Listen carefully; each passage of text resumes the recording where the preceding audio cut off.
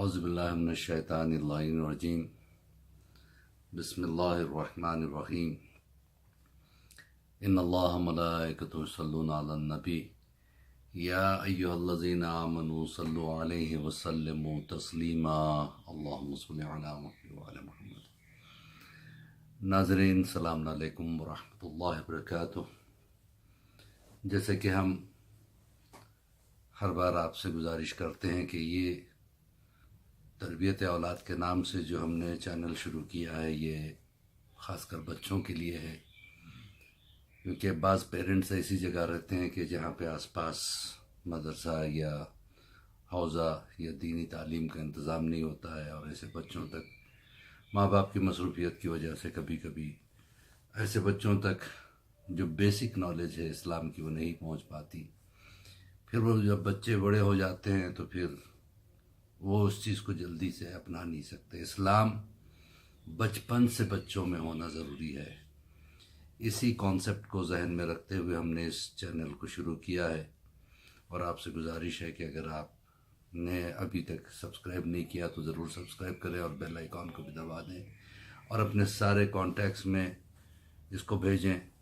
پتہ نہیں آپ کے اس چھوٹی سی کوشش کی وجہ سے کسی معصوم بچے تک اگر یہ لیسنز پہنچ جاتے ہیں تو واقعاً آپ کو بھی ایک ثواب جاریہ مل جائے گا۔ جب تک وہ بچے کو یاد رہے گا وہ چیز، جب تک آپ کو ثواب ملتا رہے گا انشاءاللہ۔ تو بغیر کسی تمہید کے ہم اپنے پوائنٹ پہ آتے ہیں۔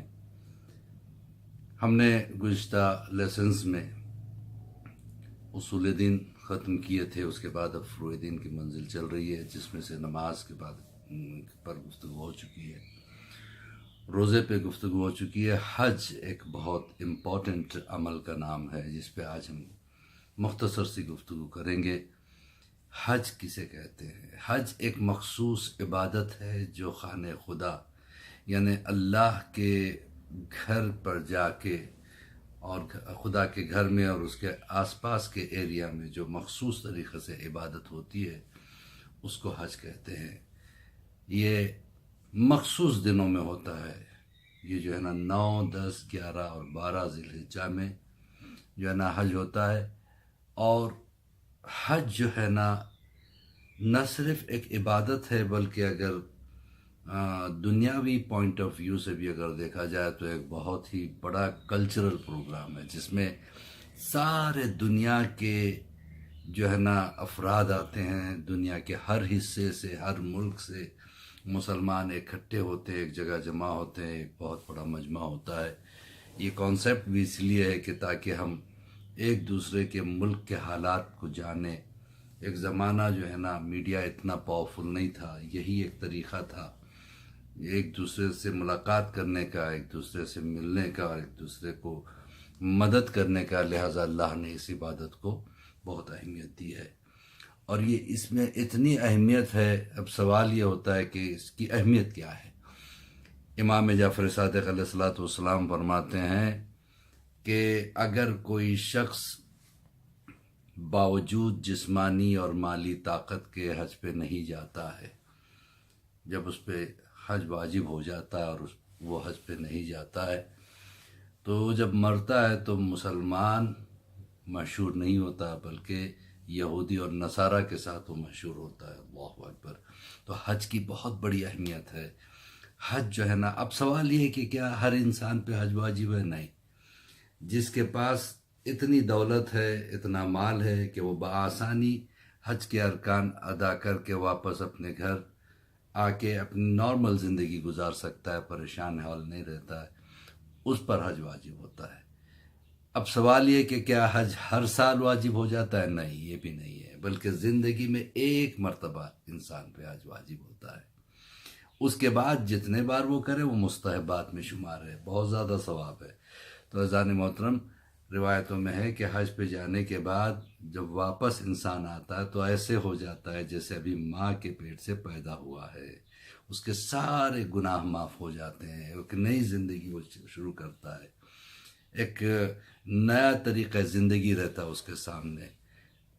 تاکہ حج میں بھی انسان میں چینجز آنا چاہیے۔ آپ دیکھیں گے کہ فلاسفی آف حج کیا ہے؟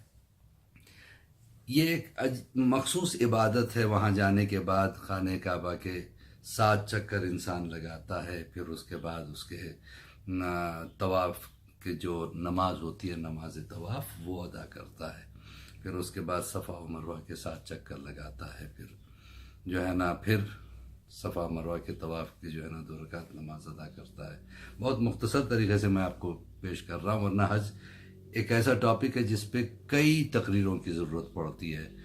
تو اذان محترم پھر اس کے بعد جو ہے نا وہاں سے نکل کے وہ جب صفا مروہ کے بعد آتا ہے، پھر طواف النساء کرتا ہے. پھر اس کے بعد جو ہے نا انسان شیطان کو بھی کنکر مارتا ہے. تو 7 تو اب یہ 7 کا کیا راز ہے؟ 7 ہی چکر کیوں لگاتا ہے طواف میں؟ جو ہے نا 3 کیوں نہیں ہے، 5 کیوں نہیں ہے، 12 یا 14 چکر یا 10 چکر کیوں نہیں ہے، یا 1 چکر کافی کیوں نہیں ہے؟ 7 چکر لگانا. پھر اس کے بعد آپ کو صفا اور مروہ کے درمیان میں بھی 7. پھر اس کا شیطان کو کنکر مارنا ہو تو بھی 7. پھر طواف النساء کے بھی 7 چکر. یہ 7 کیوں ہیں؟ دراصل انسان کی زندگی 7 میں گھوم رہی ہے. 7 کا بہت زیادہ امپورٹنس ہے. اللہ نے آسمان بنائے تو 7 بنائے، زمین بنائے تو 7 طبقے بنائے. سمجھ رہے ہیں آپ؟ تو 7 وہ ہے عدد کہ جس کے لیے اللہ نے کہا کہ ہم نے زمین و آسمان کو 7 دنوں میں پیدا کیا. یہ 7 کی بڑی اہمیت ہے. ایک ہفتے میں 7 دن ہوتے ہیں. جب انسان 7 دن تمام کرتا ہے تو ایک ہفتہ ختم ہوتا ہے، پھر اس کا دوسرا ہفتہ، پھر تیسرا ہفتہ. تو 7 چکر، مطلب اللہ نے ہفتے میں 7 دن رکھے ہیں. یہ 7 جو ہے نا بہت زیادہ امپورٹنس ہے. کیوں؟ اس لیے کہ گویا اللہ انسان سے کہتا ہے کہ تم یہاں پہ آئے ہو میرے حج کے لیے، تو صرف 1 دن کے جو ہے نا حاجی نہیں ہو، 2 دن کے لیے نہیں، بلکہ 7 دن تمہارا حج کے بعد تمہارا جو ہے نا تمہارے اندر جو تبدیلی پائی جاتی ہے وہ نمایاں ہونا چاہیے، نظر آنا چاہیے. سمجھے آپ؟ 7 کی بہت امپورٹنٹ ہے.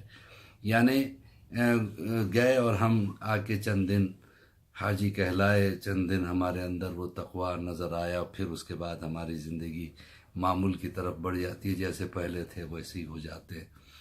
مولا فرماتے ہیں کہ دیکھو، اگر حج کے کر کے واپس آنے کے بعد تمہارا حج قبول ہے یا نہیں ہے، اس کو اگر جاننا چاہتے ہو تو اپنے دامن کے اندر جھانک کے دیکھو. اگر تمہارے اندر تبدیلیاں نہیں آئی ہیں، تمہارے میں چینجز نہیں آئے ہیں، تو پھر اس کا مطلب تمہارا حج قبول نہیں ہے. تو اعزان محترم، حج کرنے کے بعد انسان میں نمایاں چینجز آ جاتے ہیں، اور آنا بھی چاہیے. سمجھے نا؟ اکثر آپ نے دیکھا ہوگا اکثر لوگ داڑھی مونڈ لیتے ہیں، حالانکہ داڑھی واجب ہے، رکھنا واجب ہے. تو داڑھی جو ہے نا مونڈ لیتے ہیں، لیکن حج کرنے کے بعد چھوڑتے ہیں.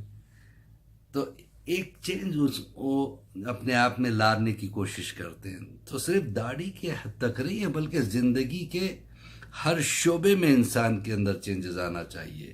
انسان کا اٹھنا، انسان کا بیٹھنا. ویسے تو یہ نہیں کہ صرف حاجی میں چینجز آنا چاہیے، ویسے تو ہر مسلمان میں چینج آنا ضروری ہے.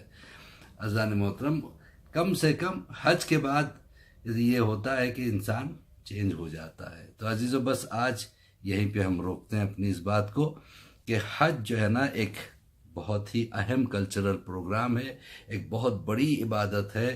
انسان اگر جسمانی اور مالی طاقت رکھتا ہے تو اس کو زندگی میں 1 مرتبہ اس پر حج واجب ہوتا ہے. اس سے آگے اگر وہ کرتا ہے حج تو جو ہے نا مستحب ہے. اسی کے ساتھ ہم دعا گو ہیں کہ پروردگار ہماری اس چھوٹی سی کوشش کو قبول کرے، اور جو ہے نا جہاں جہاں مسلمان اور مومن رہتے ہیں پروردگار ان کی حفاظت فرما، امام کے ظہور میں تاجیل عطا فرما، اور ہم سب کو امام کے چاہنے والوں میں شمار فرما. فقط والسلام ورحمۃ اللہ وبرکاتہ.